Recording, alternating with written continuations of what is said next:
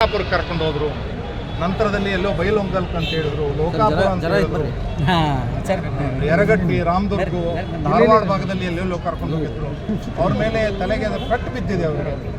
ಅದನ್ನ ಸರಿಯಾಗಿ ಅವರಿಗೆ ಹೆಲ್ತ್ ಕೇರ್ ಕೊಟ್ಟಿಲ್ಲ. ಅದನ್ನೆಲ್ಲೋ ರಾಮದುರ್ಗ ಪೊಲೀಸ್ ಸ್ಟೇಷನ್ದಲ್ಲಿ ಯಾರೋ ಒಬ್ರು ನರ್ಸನ್ನು ಕರೆದು ಅವ್ರಿಗೆ ಟ್ರೀಟ್ಮೆಂಟ್ ಕೊಡುವಂಥ ಪ್ರಯತ್ನ ಮಾಡಿದ್ರು. ಅವರಿಗೆ ಇಡೀ ರಾತ್ರಿ ಒಂಥರ ಜೀವದ ಬೆದರಿಕೆ ಆಗಿದೆ ಅನ್ನೋ ರೀತಿಯಲ್ಲಿ ಅವರು ಕೂಡ ಅವ್ರನ್ನ ನಡೆಸ್ಕೊಂಡಿದ್ದಾರೆ. Even they have not provided him proper food also, even they have not afforded him food.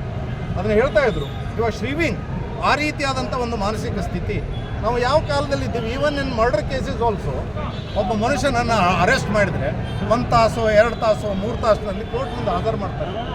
ಆ ರೀತಿಯೂ ಆಗಿಲ್ಲ. ಮತ್ತು ಕೋರ್ಟ್ನವ್ರು ಹೇಳಿದ್ರು, ಇಲ್ಲ ಇದನ್ನು ಜನಪ್ರತಿನಿಧಿಗಳ ನ್ಯಾಯಾಲಯದಲ್ಲಿ ನಡಿಬೇಕು ಅಂತಲೂ ಹೇಳಿದ್ರು ಅವರು.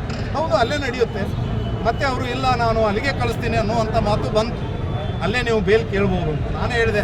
ನಿಮಗೆ ಮ್ಯಾಜಿಸ್ಟ್ರೇಟ್ ಕೋರ್ಟ್ಗೆ FIR ಅನ್ನು ಸ್ವೀಕಾರ ಮಾಡೋ ಅಧಿಕಾರ ಇದೆ, ಕಮಿಟಲ್ ಮಾಡೋ ಅಧಿಕಾರ ಇದೆ. Liberty of A human being is under threat.